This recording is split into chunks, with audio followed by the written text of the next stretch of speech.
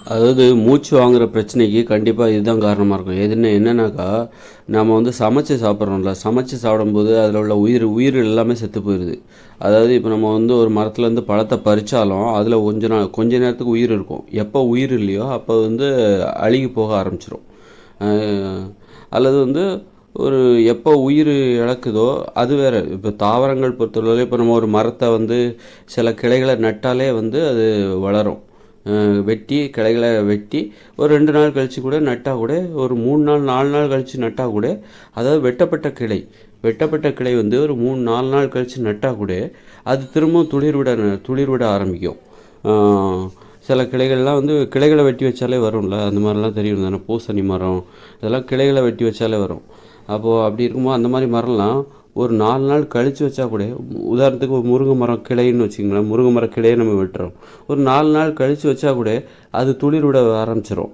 அப்போது அந்த அளவுக்கு அதில் வந்து உயிர் இருக்குது. ஒரு 4 நாள் கழித்து கூட உயிர் இருக்குது. அது மாதிரி நம்ம ஒரு பழங்களை சாப்பிட்றோம், காய்கறிகளை சாப்பிட்றோம், அது பச்சையாக இருக்கும்போது நம்ம என்ன தான் செடியிலேருந்து மரத்துலேருந்து பறித்தா கூட ஒரு 4 நாளைக்காவது, அதில் 4 நாள் வேண்டாம், ஒரு 2 நாள் அல்ல 3 நாளுக்காவது அதில் உயிர் இருக்கும். அப்போ அதை நம்ம சாப்பிட்றோம் அப்படின்னா உயிருள்ள பொருட்களை தான் நம்ம சாப்பிட்றோம். அப்போது பச்சையாக நம்ம சாப்பிட்றோம் அப்படின்னா காய்கறிகளை சாப்பிட்றோம், பழங்களை சாப்பிட்றோம். இதெல்லாம் வந்து நம்ம உயிருள்ள பொருட்களை தான் சாப்பிட்றோம்.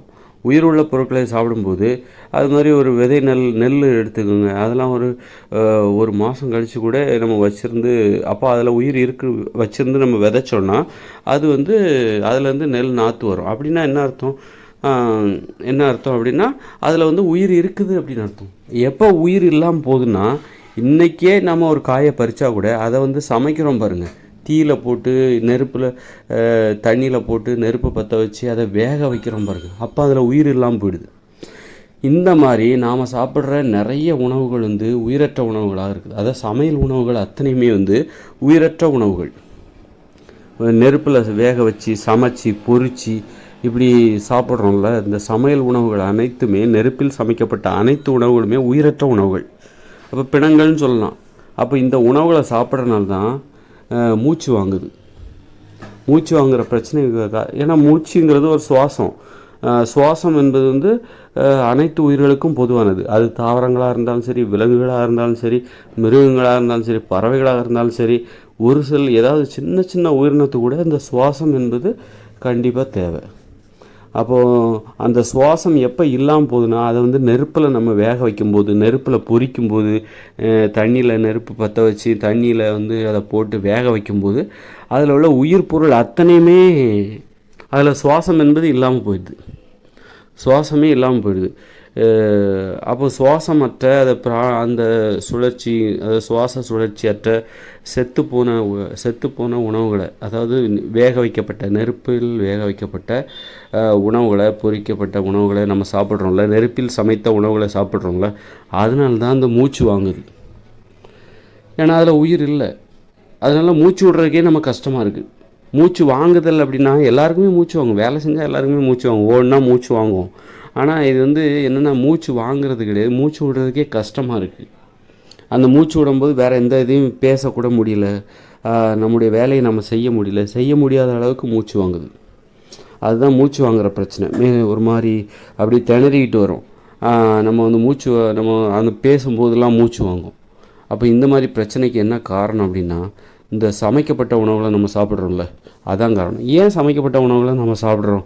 தீப்பெட்டி தான் அதுக்கு காரணம். தீப்பெட்டியை கண்டுபிடிச்சதுனால தான் அது காரணம். தீப்பெட்டி இன்னும் ஒன்று இல்லைன்னு வச்சுக்கோங்களேன், நீங்கள் எப்படி சமைப்பீங்க?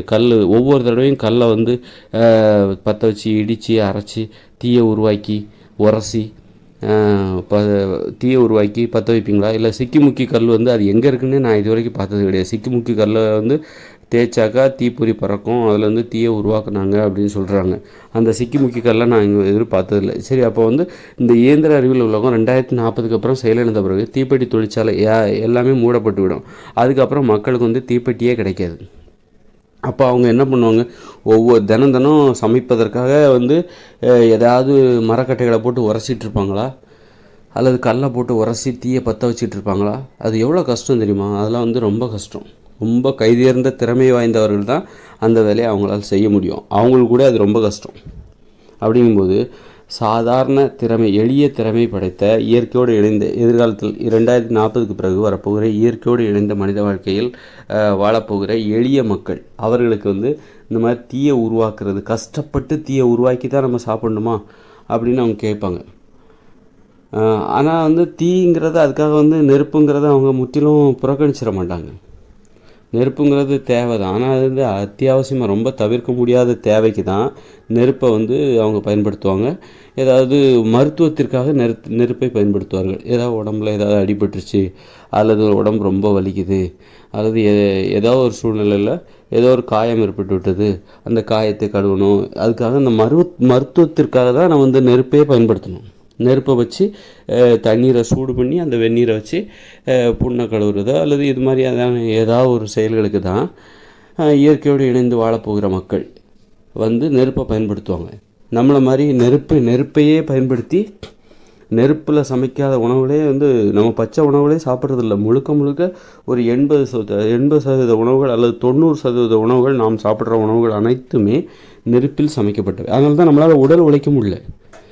ஏன் உடல் உழைக்க முடியல? எல்லாருக்குமே உடல் உழைப்பில் ஒரு சோம்பேறித்தனம். ஏன் மூளை உழைப்பில் ஈஸியாக பணத்தை சம்பாதிக்கணும், ஈஸியாக ரொம்ப உடல் உழைக்க ஏன் முடியல அப்படின்னா, மூச்சு வாங்குது. எல்லாத்துக்குமே மூச்சு வாங்குது, உடல் உழைக்க முடியல. அதனால தான் அவங்க உடல் உழைப்பதில் ஆர்வம் இல்லை மக்களுக்கு. உடல் உழைப்பு ரொம்ப ஆர்வம் மிகுந்த ஒரு செயல். அப்போ ஏன் மக்கள் உடல் உழைக்க மாட்டேங்கிறாங்க அப்படின்னா, உடல் உழைக்க முடியலை. ஏன்னா இந்த எல்லாத்துக்குமே இந்த மூச்சு வாங்குகிற பிரச்சனை இருக்குது. அந்த பிரச்சனை இருக்கிறதே அவங்களுக்கே தெரியல. மூச்சு வாங்குகிற பிரச்சனை இல்லவே இல்லாத ஒருத்தர் உடல் உழைப்பில் ரொம்பவும் சுறுசுறுப்பாக இருப்பாங்க. அப்போ நம்ம உடல் உழைப்பில் நமக்கு ஆர்வம் குறைஞ்சிருக்கு, சுறுசுறுப்பு இல்லை, அதில் நம்பிக்கை இல்லை. உடல் உழைப்புனாலே நமக்கு ஒரு அச்சம் வருது, அல்லது பயம் வருது, அல்லது வெறுப்பு வருது அப்படின்னா நமக்கு அந்த மூச்சு வாங்குகிற பிரச்சனை இருக்குது. உடல் உழைக்க முடியாத பிரச்சனை நமக்கு இருக்குது. அது காரணம் என்னென்னாக்கா, நெருப்பில் சமைக்கப்பட்ட உணவுகள், அதாவது உயிரற்ற உணவுகள், நெருப்பில் சமைக்கப்பட்ட அந்த உயிரற்ற உணவுகளை நம்ம முழு நேர உணவாக சாப்பிட்டுட்ருக்கோம். பிறந்ததுலேருந்து சாப்பிட்டுக்கிட்டே இருக்கோம். அதனால் நமக்கு என்னென்னாக்கா அந்த ஒரு எதிர்ப்பு சக்தி இல்லை. நோய்கள் அதனால தான் பெருகுது. நோய்கள் ஏன் பெருகுது அப்படின்னா, எல்லாருமே இந்த மாதிரி சமைச்சு சாப்பிட்றதுனால, அது மாமிசமாக இருக்கட்டும், அல்லது காய்கறியாக இருக்கட்டும், கீரையாக இருக்கட்டும், கிழங்காக இருக்கட்டும், எல்லாத்தையும் இவங்க நெருப்பில் சமைச்சிட்றாங்க. நெருப்புங்கிறது ரொம்ப ஈஸியாக கிடச்சிருது. நெருப்பை உருவாக்குவது இவங்க கஷ்டப்படுறதே கிடையாது. தீப்பெட்டி அல்லது லைட்ரு அப்படி எது வேணாலும் வச்சு ஈஸியாக நெருப்பை உருவாக்கிடுறாங்க. அதனால் எப்போ பார்த்தாலும் நெருப்புலேயே சமைக்கிறாங்க. அதுக்கு தகுந்த மாதிரி நெருப்பில் ஏன் சமைச்சு சாப்பிட்றாங்க? அதில் நெருப்பில் சமைக்கும்போது சுவை சுத்தமாக போயிடுது. எந்த காய்கறியை வேக வச்சாலும் அதற்கான இயற்கையான சுவை சுத்தமாக போயிடுதா, உடனே அதில் செயற்கையாக சுவை விட்டுவதற்காக உப்பை சேர்க்குறாங்க. உப்பை சேர்த்து அது சுவையான ஒரு பொருள் அப்படின்ட்டு ஒரு வித்தியாசமான சுவை. உப்போட சுவை வித்தியாசமான செயற்கையான சுவை.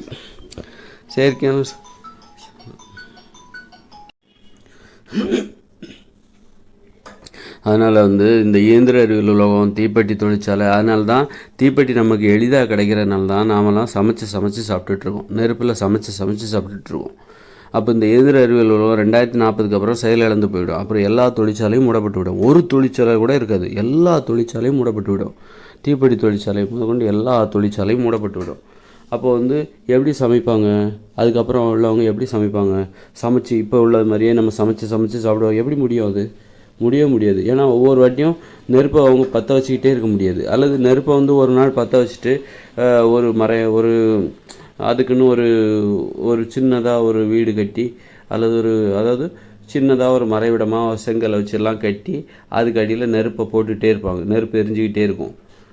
அதுலேருந்து அந்த ஒரு ஊர் இருக்குதுன்னு வச்சிங்கன்னா, ஒரு ஊருக்கு நடுவில் என்ன பண்ணுவாங்க அப்படின்னா, நெருப்பை போட்டு அதை எரிச்சிக்கிட்டே இருப்பாங்க. அந்த நெருப்புலேருந்து எல்லோரும் அவங்கவுங்க வீட்டுக்கு தேவையான நெருப்பை எடுத்து சமைக்க போவாங்க அப்படின்னு நம்ம வச்சுக்குவோமே.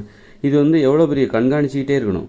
ஒரு நெருப்பை 24 மணி நேரமும் அணைய விடாமல், அதாவது 24 மணி நேரம் கிடையாது, அதாவது எல்லா நாளுமே அது அணைய விடாமல் எரிஞ்சால் தான் அந்த ஊரில் உள்ளவங்க நெருப்பை எளிதாக எடுத்துக்க முடியும்.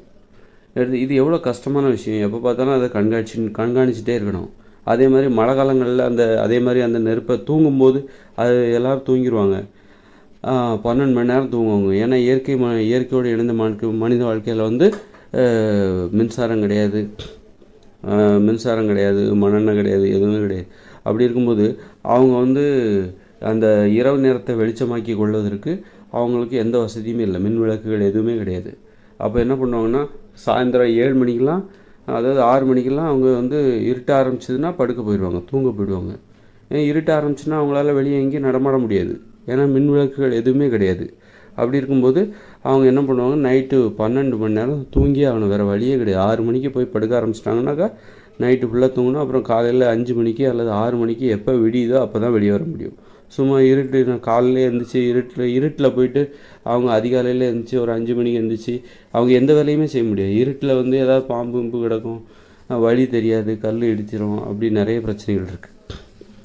அப்போது ஒரு நெருப்பை கூட அவங்களால வந்து ஒரு இயற்கையோடு இணைந்த மனித வாழ்க்கையில், அதாவது 2040க்கு பிறகு வரப்போகிற, அதாவது தற்போதுள்ள இயந்திர அறிவியல் உலகம் செயலிழந்த பிறகு 2040க்கு பிறகு வரப்போகிற இயற்கையோடு இணைந்த மனித வாழ்க்கையில் அங்குள்ள மக்கள், அங்கு வாழ்கிற மக்கள், அவர்களுக்கு தேவையான நெருப்பை வந்து ஒவ்வொரு நேரம் பற்ற வச்சுக்கிட்டே இருக்க முடியாது. ஒரு தடவை உருவாக்கி அதை வந்து ஒரு இடத்துல வச்சு எப்போதும் எரிய வச்சுக்கிட்டே பாதுகாக்கவும் முடியாது. ஏன்னா நைட்டு ஒரு 12 மணி நேரம் தூங்குவாங்க அல்லது 10 மணி நேரம் தூங்குவாங்க. அப்போ என்ன பண்ண முடியும், அந்த 10 மணி நேரத்தில் அது அணைஞ்சு போயிடும். அதனால் வந்து இயற்கையோடு இணைந்த மனித வாழ்க்கையில் அங்கு வாழ்கிற மக்கள் நெருப்பை வந்து அவர்கள் தினம் தினம் உருவாக்கி அந்த நெருப்பில் சமைத்து உண்பார்கள் என்பதற்கு எந்தவித ஒரு நம்பிக்கையான உண்மைகளும் நமக்கு கிடைக்கல. கண்டிப்பாக அவங்க நெருப்பை பயன்படுத்த மாட்டாங்க. அதாவது வேணால் ஏதாவது நோய் வருது, அப்போ நோய்க்கு வந்து ஏதாவது ஒரு மருந்து செய்யணும், அல்லது வந்து வெந்நீர் தேவைப்படுது, அப்போது வெந்நீரில் தான் அவருக்கு உடம்பு சரியில்லை, அப்போ அவருக்கு வந்து வெந்நீர் கண்டிப்பாக தேவைப்படுது. அப்படின்னு இருக்கும்போது மட்டும்தான் இந்த நெருப்பை அவங்க கஷ்டப்பட்டு உருவாக்குவாங்க. கஷ்டப்பட்டு உருவாக்கி மருந்துக்காக தான் நெருப்பை பயன்படுத்துவாங்க. நெருப்பை வந்து அவங்க தினசரி பயன்படுத்தவே முடியாது. அப்போ யார் ஒருவேளை இந்த பனி பிரதேசங்களில் வசிக்கிறாங்களா, அவங்களுக்கு நெருப்பு இல்லைன்னா அவங்க வாழவே முடியாது, அங்கே செத்தே போயிடுவாங்க. அப்போ அவங்க தான் ஏதாவது கஷ்டப்பட்டு ஏதாவது ஒரு வழிமுறையை கண்டுபிடிச்சி எப்போதும் நெருப்பு எரியிற மாதிரியான ஒரு ஏற்பாட்டை அவங்க கண்டுபிடிச்சா மட்டும்தான் இந்த பனி பிரதேசங்களில் உயிர் வாழ முடியும். இப்போ அமெரிக்கா இருக்குதுன்னு வச்சுக்கோங்க, குறிப்பிட்ட நாட்களில் பயங்கரமாக பனி பெய்யும், அங்கேயே வெயில் அடிக்கும். ஆனால் குறிப்பிட்ட நாட்களில் வந்து குறிப்பிட்ட நாள்னால் ஒரு குறிப்பிட்ட மாதங்களில் ஒரு 2-3 மாதத்துக்கு பயங்கரமாக பனி பெய்யும், மூடிடும், அப்படியே அவங்க வீட்டையே மூடிடும். அந்த பனி அவ்வளோ பயங்கரமாக இருக்கும். அப்படிப்பட்ட பனியில் அவங்களுக்கு நெருப்பு இல்லைன்னா அவங்களால உயிர் வாழவே முடியாது. இரவு தூங்க முடியாது, பகலில் எந்த வேலையும் செய்ய முடியாது. ஆக நெருப்பு அவங்களுக்கு தேவை. அப்போ அவங்க வந்து பனி பெய்கிற அந்த நாள்களில் எங்கேயாவது இடம் விட்டு இடம் நகர்ந்து போயிடணும். அப்போ தான் அவங்க உயிர் வாழ முடியும்.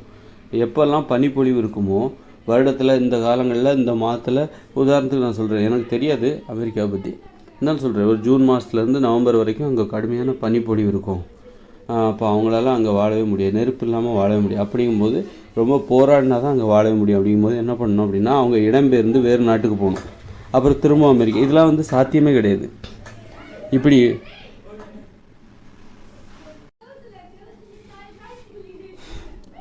இடம்பெயர்ந்து போகிறதெல்லாம் வந்து இயற்கையோடு இணைந்த மனித வாழ்க்கையில் சாத்தியமே கிடையாது. ஏன்னா ரொம்ப தூரம் நடந்து போகிறது, திரும்பவும் பழைய இடத்துக்கு வர்றது இருக்கலாம், ஒருவேளை வாய்ப்பு இருக்கலாம். ஏன்னா அமெரிக்காலாம் வந்து மிகப்பெரிய பரந்த பிரதேசம், ஒரு இந்தியாவோட 2-3 மடங்கு பெரிய நாடு அது. அங்கே வந்து மக்கள் தொகை ரொம்ப கம்மி.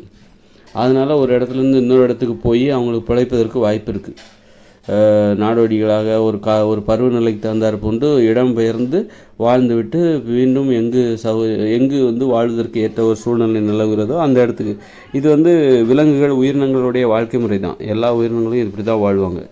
அப்போ இயற்கையோடு இணைந்த மண் வாழ்க்கையில் அப்படி வாழ்வதற்கு வாய்ப்பு இருக்குது. ஆனால் இப்போ தமிழ்நாடுன்னா அவங்க எப்போதும் நிலையான ஒரு இடத்துல இருப்பாங்க, அவங்களுக்கு எந்த பிரச்சனையும் இல்லை. தமிழ்நாடு, இந்தியாவில் வந்து தென்னிந்தியா மக்கள் வந்து அவங்க எப்போதும் ஒரு இடத்துல வசிப்பாங்க. அவங்களுக்கு வந்து வாழவே முடியாத ஒரு கால சூழ்நிலை எப்போதுமே அவங்களுக்கு ஏற்படாது. அதனால் நெருப்பு பயன்படுத்துறது வந்து இயற்கையோடு இணைந்த மனித வாழ்க்கையில் வந்து ரொம்ப அரிதாகத்தான் பயன்படுத்துவார்கள். அப்போ அங்கே வாழ்கிற மக்கள் அனைவருமே உண்ணுகிற உணவுகள் அனைத்துமே பச்சையான உணவுகளாக தான் இருக்கும். பச்சையான உணவுகள் அல்லது வந்து காய வைக்கப்பட்ட உணவுகள். நெருப்பில் வந்து வேக வைக்கப்பட்ட உணவுகள்லாம் அவங்க ரொம்ப ரொம்ப ரொம்ப குறைவாக தான் உண்ணுவாங்க. அப்படின்னா என்ன ஆகும் அப்படின்னா, இப்போ ஏன்னா நான் சொல்லிட்டேன், நெருப்பை அவங்களால பயன்படுத்துறது வந்து ரொம்ப போராட்டம் மிகுந்த ஒரு செயல். அப்படி நெருப்பை வந்து அவங்க ரொம்ப அரிதாக தான் பயன்படுத்துவாங்க, ரொம்ப அரிதாக தான் பயன்படுத்துவாங்க. ஏன்னா நெருப்பை உருவாக்குறது ரொம்ப கஷ்டம், தினம் நெருப்பை உருவாக்கவும் முடியாது.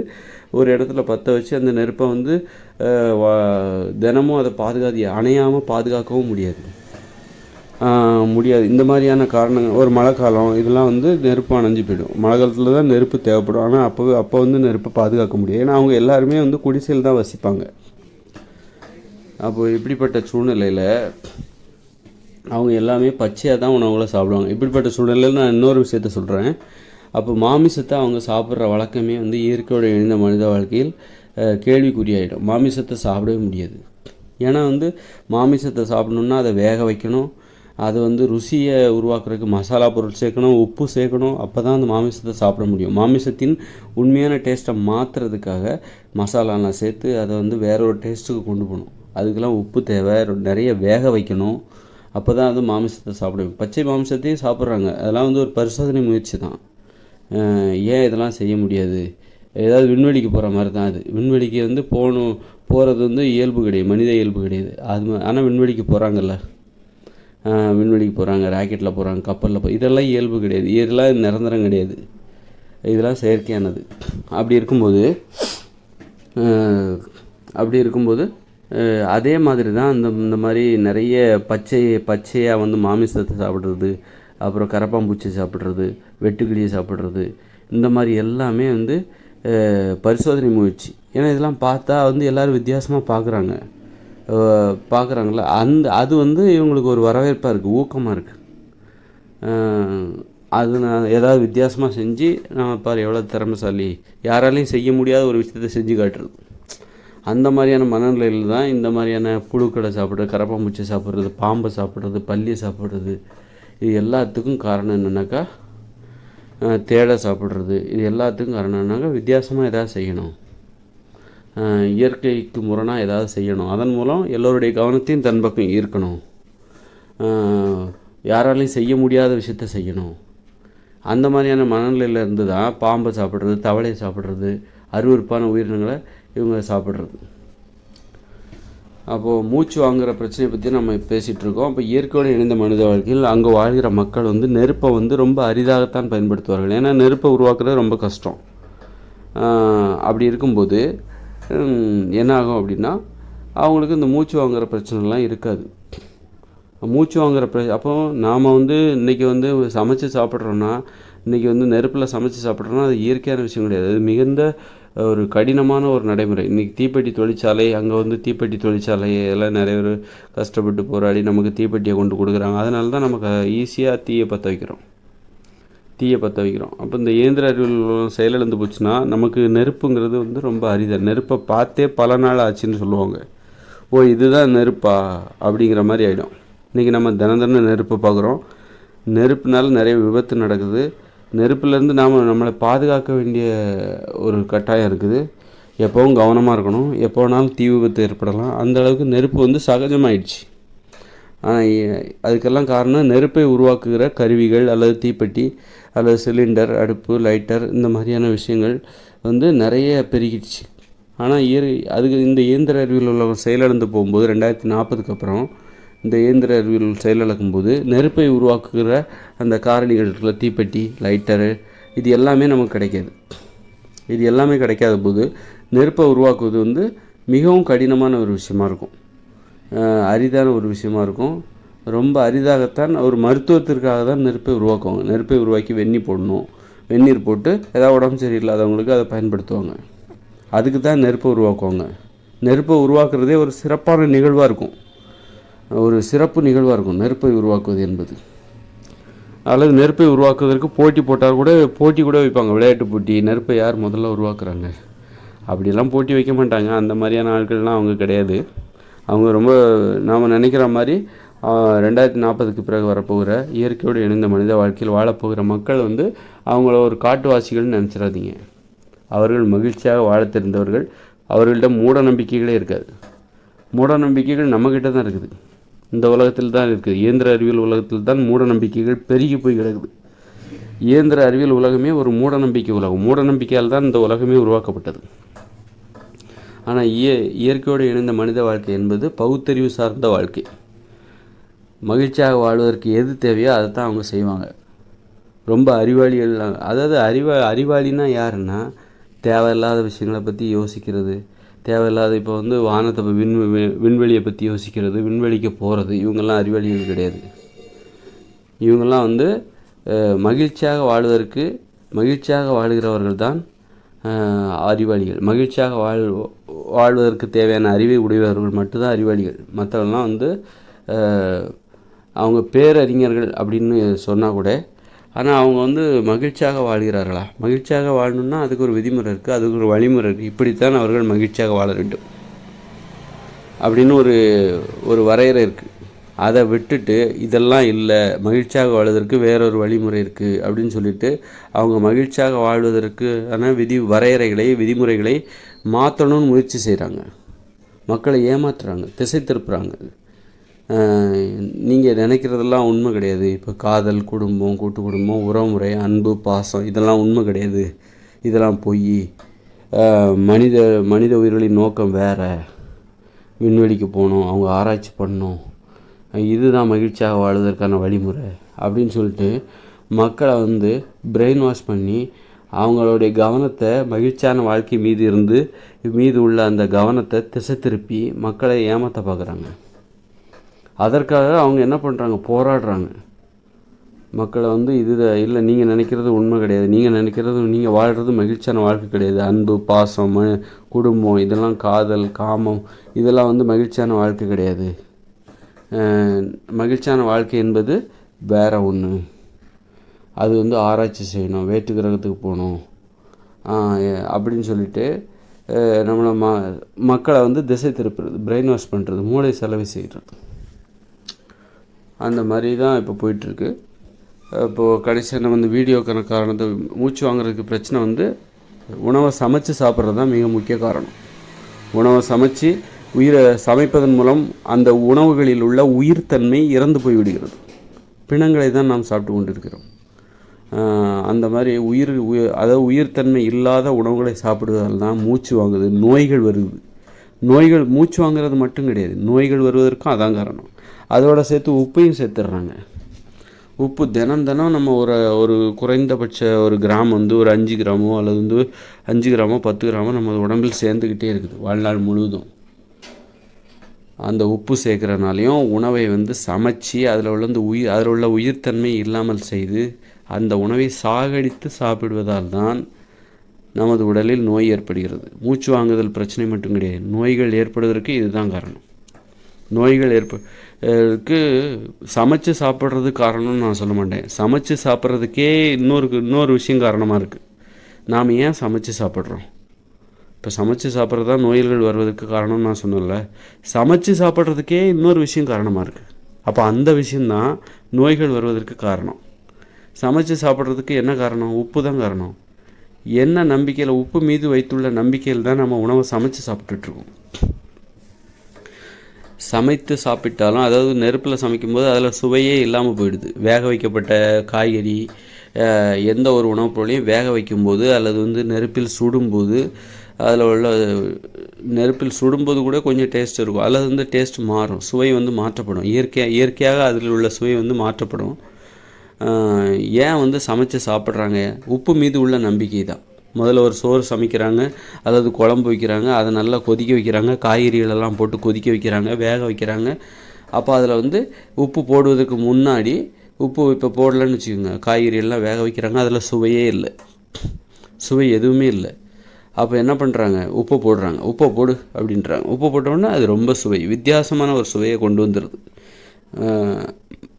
எல்லோரையும் அடிமைப்படுத்துகிற ஒரு சுவை அதில் வந்துடுது. அப்போது உப்பின் மீது நம்பிக்கை வைத்து தான் நாம் உணவை சமைச்சு சாப்பிட்றோம். அப்போ நோய்களுக்கு என்ன காரணம்? உப்பு தான் காரணம். உப்புன்னு ஒன்று இல்லைன்னா நம்ம உணவை சமைச்சு சாப்பிடவே மாட்டோம். உப்புன்னு ஒன்று இல்லைன்னா நாம் உணவை சமைக்க மாட்டோம். அதனால் சமைச்சு சாப்பிடுவது மேலே நம்ம பழி போடக்கூடாது.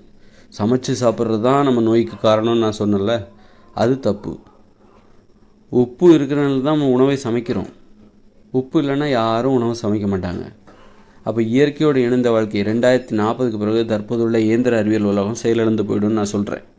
அப்போ அதுக்கு பிறகு என்ன ஆகுனா, அந்த உலகத்தில் மின்சாரம் இருக்காது, தொழிற்சாலைகள் இருக்காது, அப்புறம் போக்குவரத்து வாகனங்கள் எதுவுமே இருக்காது.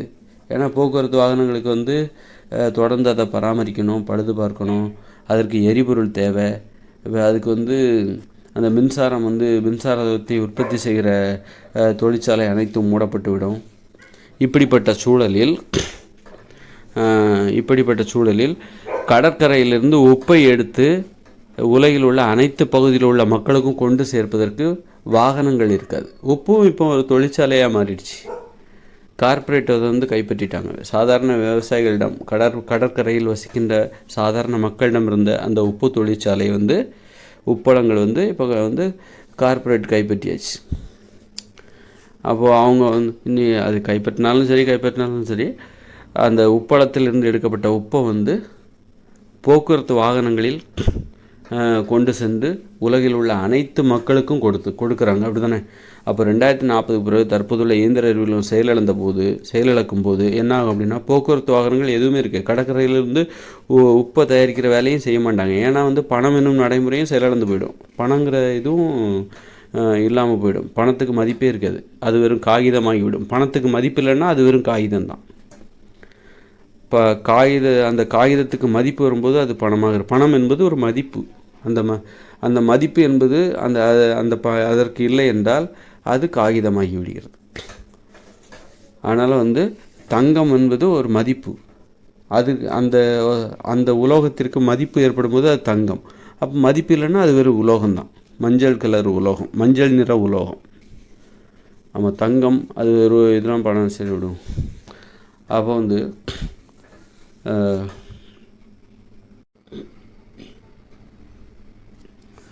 அப்போ வந்து கடற்கரையில் இருக்கிற உப்பை வந்து கடற்கரையில் உப்பளங்களில் உற்பத்தி செய்யப்படுகிற உப்பை வந்து வாகனங்களில் ஏற்றி முதல்ல வந்து பணங்கிற நடைமுறையே இல்லாத போது அவர்கள் அந்த உப்பை உற்பத்தி செய்யவே மாட்டாங்க. வியாபாரம் விற்பனை என்கிற நடைமுறையெல்லாம் ஒழிஞ்சு போயிடும்.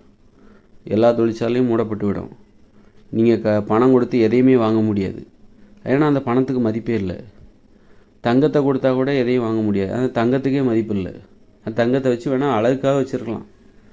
தங்கம் வச்சுருக்கேன் ஒரு பெருமைக்காக வேணால் வச்சுக்கலாமே தவிர அதை வச்சு அதை விற்கவும் முடியாது, வாங்கவும் முடியாது. இல்லை வாங்கலாம், அதை வச்சு விற்று அதற்கு ஈடாக வந்து பணத்தை எதுவும் வாங்க முடியாது. தங்கத்திற்கே மதிப்பு இல்லாமல் போயிடும். எல்லா நடைமுறையும் போயிடும். அதனால் வியாபாரம் விற்பனை பணங்கிற நடைமுறை இல்லாதனால வியாபாரம் விற்பனைங்கிற நடைமுறை வந்து ஒழிந்து விடும். அப்போ வந்து என்ன பண்ணுவாங்க, அப்போ வந்து யாரும் உப்பை வந்து உற்பத்தி செய்ய மாட்டாங்க. அப்படியே உற்பத்தி செய்தாலும் அந்த உப்பை வந்து எடுத்துகிட்டு போய் வாகனங்களில் உலகில் உள்ள மற்ற பகுதிகள் கடற்கரையிலிருந்து வெகு தூரத்தில் வசிக்கிறார்கள் அல்லவா மக்கள், அவர்களுக்கு கொண்டு செல்வதற்கு வாகனங்கள் எதுவுமே கிடையாது. அப்போது மக்கள் வந்து வேறு வழியே இல்லாமல் உப்பை பயன்படுத்த முடியாத நிலைக்கு போயிடுவாங்க. உப்பு எங்கேயுமே கிடைக்காது. அதாவது கடற்கரையில் மட்டும்தான். அதுவும் எல்லா கடற்கரையிலையும் உப்பு உற்பத்தி செய்யப்படவில்லை. எங்கெல்லாம் உப்பு உற்பத்தி செய்யப்படுகிறார்களோ அந்த பகுதிகளில் உள்ள மக்களுக்கு ஒருவேளை உப்பை உற்பத்தி செய்வது எப்படின்னு தெரிஞ்சிருந்தா வேணால் ஒருவேளை அவர்களுக்கு தேவையான உப்பை அவர்கள் உற்பத்தி செய்து கொள்ளலாம். மற்றபடி எல்லா கடற்கரையிலையும் உப்பு உற்பத்தி எப்படி செய்வதுன்னு கூட தெரியாமல் மக்கள் வாழ்ந்துகிட்ருக்காங்க. அதனால் வந்து அது ரொம்ப சிரமம். உப்பு அப்புறம் சமைக்கணும், 2 மணி நேரம் சமைக்கணும், தீயை பற்ற வைக்கணும், தீயை உருவாக்கணும், அப்புறம் பற்ற வைக்கணும், அப்புறம் வந்து தண்ணியை ஊற்றணும், பானை தேவை, நெருப்பு, இப்படியே 2-3 மணி நேரம் ரொம்ப கஷ்டப்பட்டு. இன்னொன்று, மசாலா பொருட்கள் எதுவுமே கிடைக்காது. 2040க்கு பிறகு இந்த இயந்திர அறிவியல் உலகம் செயலிழந்த போது மசாலா பொருட்கள் எதுவுமே கிடைக்காது. இப்போ மசாலா, இந்த நல்ல மிளகு, கடுகு, இதெல்லாம் எங்கெங்கேயோ உலகில் ஒரு இந்தியாவில் எங்கேருந்து இல்லாமல் வரும். உலகத்தில் எங்கேருந்து இல்லாமல் இந்த கடுகு, நல்ல மிளகு, சீரகம் இதெல்லாம் எங்கேருந்து இல்லாமல் வரும். அதுக்கெல்லாம் என்ன காரணம்? மோட்டார் வாகனங்கள் தான் காரணம். அப்போ மோட்டார் வாகனங்களே எல்லாமே செயலிழந்து போயிடும். அப்போ இந்த மசாலா பொருட்கள் எதுவுமே கிடைக்காது. அப்போது சமைப்பதற்கான மூலப்பொருட்கள் எதுவுமே கிடைக்காத ஒரு சூழ்நிலை வந்து இயற்கையோடு இணைந்த வாழ்க்கை முறையில் ஏற்படும். 2040க்கு பிறகு வரப்போகிற இயற்கையோடு இணைந்த மனித வாழ்க்கையில் ஏற்படும். அப்போ வந்து சமைப்பதற்கான எந்த ஒரு காரணம் எதுவுமே இருக்காது. மிக முக்கியமாக உப்பு கிடைக்காது. உப்பு வேறு வழியே இல்லை. உணவை சமைப்பதற்கு உப்பு தான் காரணம். உப்பு இல்லைன்னா யாரும் உணவை சமைச்சு சாப்பிட மாட்டாங்க. உப்பு இல்லைன்னா அந்த சாப்பாடு குப்பை தொட்டியில் தான். உப்பு இல்லாத பண்ணிட்டோம் குப்பை தொட்டிலன்னு சொன்ன மாதிரி, உப்பு இல்லைன்னா அந்த சாப்பாடை குப்பை தொட்டியில் தான் போடணும். அதனால் உப்பு இல்லாதனாலேயே அவங்க சமைக்க மாட்டாங்க. உலகத்தில் உள்ள மக்கள் 2040 பிறகு தற்போதுள்ள இயந்திர அறிவியல் உலகம் செயலிழந்த பிறகு அதன் பிறகு வரப்போகிற இயற்கையோடு இணைந்த மனித வாழ்க்கையில் அங்கு வாழ்கிற மக்கள் உப்பு இல்லாத ஒரே காரணத்தினால் அவர்கள் உணவை சமைத்து சாப்பிடுகிற வழக்கத்திற்கு முற்றுப்புள்ளி வைத்து விடுவார்கள். ரொம்ப அரிதாகத்தான் சமைப்பார்கள்.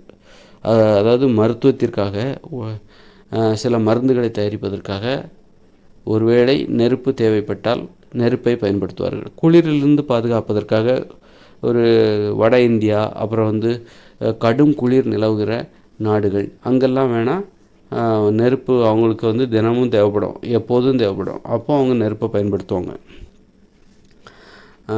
அப்போது இந்த மூச்சு வாங்குகிற பிரச்சனைக்கு அப்போ நாம் இன்றைக்கி நாம் நெருப்பை பயன்படுத்துகிறோம், சமைச்சு சாப்பிட்றோம். அதுக்கு காரணம் உப்பு தான் காரணம். அப்போது உப்பு தான் மூச்சு வாங்குகிற பிரச்சனைக்கே காரணம். நான் சமைச்சு சாப்பிட்றது தான் மூச்சு வாங்குகிற பிரச்சனைக்கு காரணம், அல்லது எல்லா நோய்களுக்கும் சமைச்சு சாப்பிட்றது தான் காரணம்னு சொன்னேன். ஆனால் சமைச்சு சாப்பிட்றதுக்கே எது காரணம் அப்படின்னா உப்பு தான் காரணம். உப்பு இருக்கிறதுனால தான் நம்ம சமைக்கிறோம். சமைச்சு அதில் உப்பை சேர்த்து ஒரு செயற்கையான சுவையை, ஒரு வித்தியாசமான சுவையை உருவாக்கி அந்த உணவுகளை நாம் சாப்பிடுகிறோம்.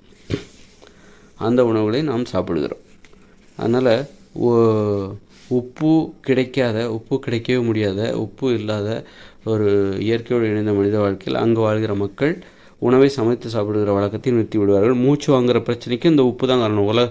இந்த மனித உடலில் உள்ள அத்தனை நோய்களுக்கும் இந்த உப்பு தான் காரணம். இந்த உப்பு தான் பேராசையே உருவாக்குகிறது. பேராசை என்பது என்னன்னாக்கா, உப்பின் மூலம் உணவுகளை சமைத்து அதில் உப்பு சேர்க்கும்போது அந்த உணவுகளிலிருந்து கிடைக்கக்கூடிய சுவை என்பது வித்தியாசமான சுவை, செயற்கையான சுவை. இப்போ பேராசைன்னு நம்ம சொல்கிறோம்ல, நான் டாக்டர் ஆகணும், இன்ஜினியர் ஆகணும், அல்லது நிலவுக்கு போகணும், அல்லது கப்பல் ஓட்டணும், டீச்சர் ஆகணும், கலெக்டர் ஆகணும். இதெல்லாம் என்னென்னா செயற்கையான ஆசை, வித்தியாசமான ஆசை, இயற்கைக்கு முரணான ஆசை. பேராசை என்பது நம்ம பெரிய ஆசை அப்படி நம்ம சொல்கிறோம்ல, அது பேராசை கிடையாது. செயற்கையான ஆசை, வித்தியாசமான ஆசை, இயற்கைக்கு முரணான ஆசை. அதைத்தான் நம்ம பேராசைன்னு சொல்லிகிட்ருக்கோம். அது சின்ன ஆசை, இது பேராசை அப்படின்னு சொல்லிகிட்ருக்கோம். இயற்கையான ஆசைக்கு இதுக்கும் தொடர்பே கிடையாது. இந்த பேராசைகளுக்கு நான் டாக்டர் ஆகணும், இன்ஜினியர் ஆகணும், இது இயற்கையான ஆசையே கிடையாது, இடையில உருவான ஆசை. இப்படி ஒரு ஆசை இருக்குது அப்படிங்கிறதே ஒரு 1000 வருஷத்துக்கு முன்னாடி வாழ்ந்த மக்களுக்கு, அல்லது ஒரு 3000 வருஷத்துக்கு முன்னாடி வாழ்ந்த மக்களுக்கு இருக்காது. இந்த உலோகங்கள் எப்போ கண்டுபிடிக்கப்பட்டது அப்படின்னா ஒரு 3000 வருஷத்துக்கு முன்னாடின்னு சொல்லலாம். உலோகங்கள் கண்டுபிடிக்கப்பட்ட பிறகு தான் இந்த மாதிரி பேராசைகள்லாம் தோன்றிச்சு. செயற்கையான வாழ்க்கை முறை தோன்றியது, செயற்கையான ஒரு ஆசைகள்லாம் தோன்றியது, பேராசைகள்லாம் தோன்றியது. அதற்கு முன்னர் மக்கள் ஒரு இயற்கையான ஆசையுடன் தான் வாழ்ந்து கொண்டீர்கள். அதை பற்றி நம்ம அடுத்த வீடியோவில் பார்ப்போம். இந்த வீடியோ கேட்குறவங்க என்னுடைய இந்த சேனலுக்கு சப்ஸ்கிரைப் பண்ணுங்கள், லைக் பட்டன் அழுத்துங்க, முடிஞ்சால் யாருக்காவது ஷேர் பண்ணுங்கள். உங்களுடைய ஆதரவை எனக்கு தெரிவிங்க. நன்றி. அடுத்த வீடியோவில் சந்திப்போம்.